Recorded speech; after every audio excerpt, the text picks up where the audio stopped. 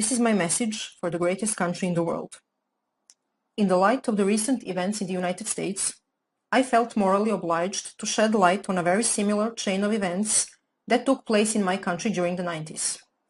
The cause of those events was the same: a constantly re-emerging ultimate evil, nihilistic, non-theistic religion/cult that caused hundreds of millions of deaths in the 20th century and countless suffering.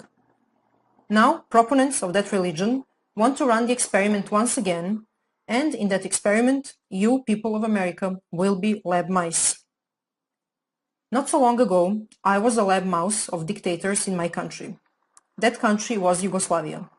Rather than giving you lessons about history of my country, I want to give you the timeline of the events which led to an extremely bloody war and dissolution of Yugoslavian Federacy. I will leave it to you to make conclusions about similarities with recent events in the United States. In the 1989, the fall of the Berlin Wall marked the victory of the free world over tyrannical monstrosity of communism across the Europe. However, Yugoslav communists didn't feel like letting go of their precious powers. Since the climate in Europe was extremely anti-communist at the time, they knew they needed a new strategy, an ideology that would seduce the masses and keep the power in their hands. So they come up with a very clever idea: to rebrand the communism in Yugoslavia and to change its name into socialism. Not any type of socialism, but a very special type, the National Socialism. Sounds familiar? The playbook they used to progress with their agenda was already tested in Nazi Germany. To establish National Socialism, you must first install hatred in people. In order to create genocidal levels of hatred, you must divide people of one country in well-defined groups. In other words, you must create tribal or groupthink. This can be achieved in different ways. You can divide people by ethnicity, by race, by religion. You can let your imagination go wild. Since Yugoslavs were white and practically indistinguishable among themselves, the only card they could play was the religion card. Yugoslavia was very mixed religion-wise, and we had Orthodox Christian Serbs, Catholic Croats and Slovenes, and Muslim Bosnians. A perfect starting position. In the next phase, you must start making such social policies so terrible that will inevitably lead to the countless individual disadvantages. When the consequences of such government policies become obvious, you must start claiming that the cause of those inequalities is nothing but discrimination and hatred of one group towards another, and naturally, you must start screaming that those inequalities must be corrected by favoring the oppressed, discriminated group over the oppressor group. Enter national quotas for hiring.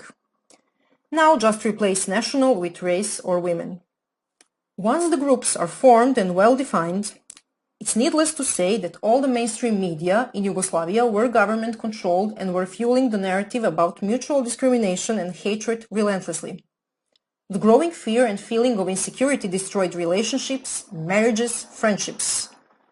As fear of discrimination and hostility among groups were growing, people started retreating and isolating within their own groups because they didn't feel safe anymore with the individuals of the other group.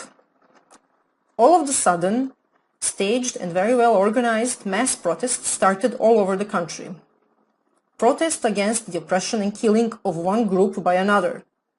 At first, those protests were peaceful, but soon enough, rioting and burning started.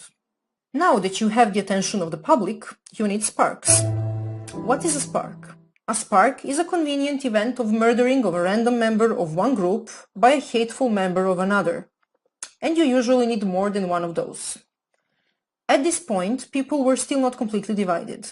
There were still reasonable people left, those who understood we are all one nation under God, and that we will not kill each other under any circumstances. They went out protesting together, singing for peace and holding their hands. But the hunger for the absolute power of socialists was stronger than our love for each other, and shootings and attacks at protesters continued. In the next phase, the tipping point with no return was reached.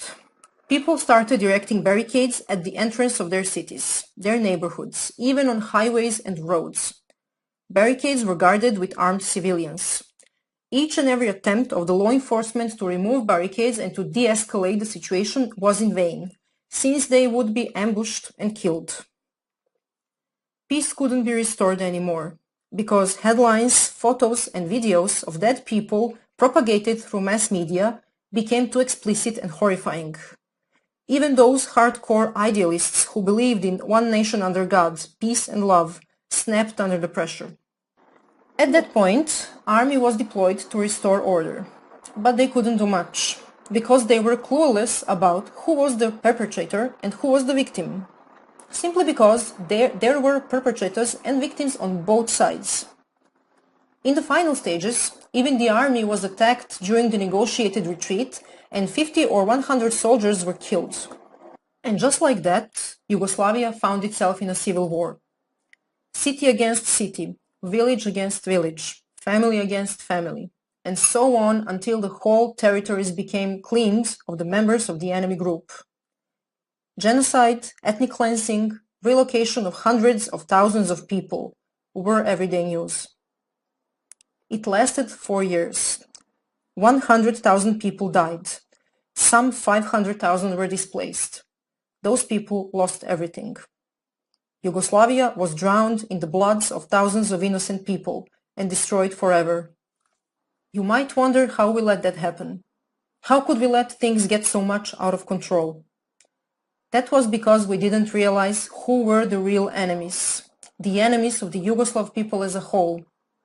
Instead, we were brainwashed into buying the story that we, the people, are the enemies of each other, while our true enemies were advancing with their sick, demented agenda, which had as the ultimate goal the total and unlimited power. This brings me to present times, the year 2020, and to you, American people. Unless you were living under the rock, you might have noticed that something very strange and vicious is happening in your country, but you're not exactly sure what it is and where it came from. Because the last time you checked, you were one nation under God, a country of free, independent individuals with equal rights under the law and core values of life, liberty, and pursuit of happiness. All of a sudden, there is protesting, rioting, arson, murder, destruction of public and private property, and lots of people screaming how unbelievably racist and unjust America is. And before you even manage to prepare your morning coffee and turn the TV on, once united Americans are at each other's throat, and a bunch of nice and caring people on TV are telling you how you should accept the violence and hatred against Americans because you deserve it. If you have paid attention to what happened in Yugoslavia, I hope you have realized by now that your true enemies are not your fellow Americans. The ones who are, they want you to hate each other and to kill each other, while they're taking away your constitutional rights, your freedoms, and your country, your heritage, your way of life, and the future of your children. Although it is more than obvious that there are very well organized groups used as tools to install and amplify hate and to create division between Americans, there are only metastases which have spread through once healthy America. Of course, they are violent terrorist organizations and they must be removed as well. But the main cancer that is killing America, the one where all this mayhem is coming from, is somewhere else. The real and extremely dangerous enemies of American people are the elected officials in your government, in your states, in your courts. Representatives, governors, mayors, judges. The ones who are pulling the ropes. The ones who hate America and American people so much that would even sacrifice the life and prosperity of their own children just to see it burn to the ground and American blood spilled. Those are really sick, demented, ideologically possessed people, and they are in high positions in the government. They are governing your states, your cities, and making decisions in your courts. You know very well who they are. You know very well what they already did to once beautiful and prosperous American states and cities. They are resentful, power and bloodthirsty. They want you and your children suffering in misery and begging them for mercy. They won't stop, no matter how much you try to appease them. Unless you, American people, stop them. You're maybe thinking this is not possible. But think again. How many of them tyrants are out there? And how many of you decent American people? What makes them think they can do whatever they want with you? That they can play you for a fool over and over again? And that they're invincible? What makes them think they're gods, morally and intellectually superior compared to you, freedom-loving Americans? Yes, you guessed it. The fact that they managed to get away with it every single time. They faced no pushback and not a single consequence for their crimes against American people. The time has come for them to pay for their treason. How you should act. First thing that you must do. Stop caring whether you've been called a racist, a white supremacist, a selfish person who wants to spread the C-1984, or whatever nice name they have for you. This irrational fear of stigma, a phobia of being called a racist, has way more destructive implications than you can even imagine. Stop caring whether you'll offend anyone.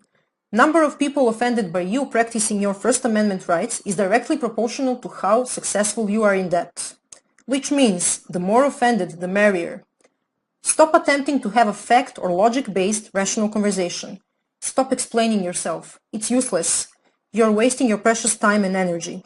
They have a playbook, and changing their minds is not part of it. Second, exercise your Second Amendment rights. This means study carefully and in detail gun laws in your state. Next, arm yourself. If you have never used a gun before, make sure to take a basic gun training.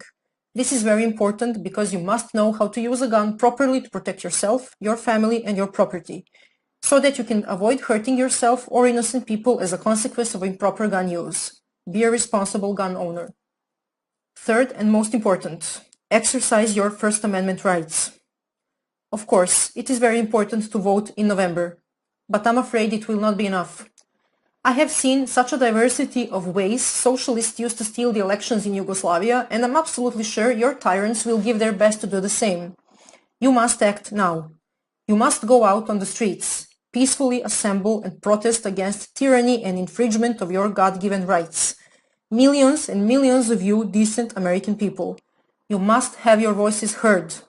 You must send a very loud and a very clear message to the elected officials in the federal government and in your states that enough is enough, and that you want them to take action now against tyranny.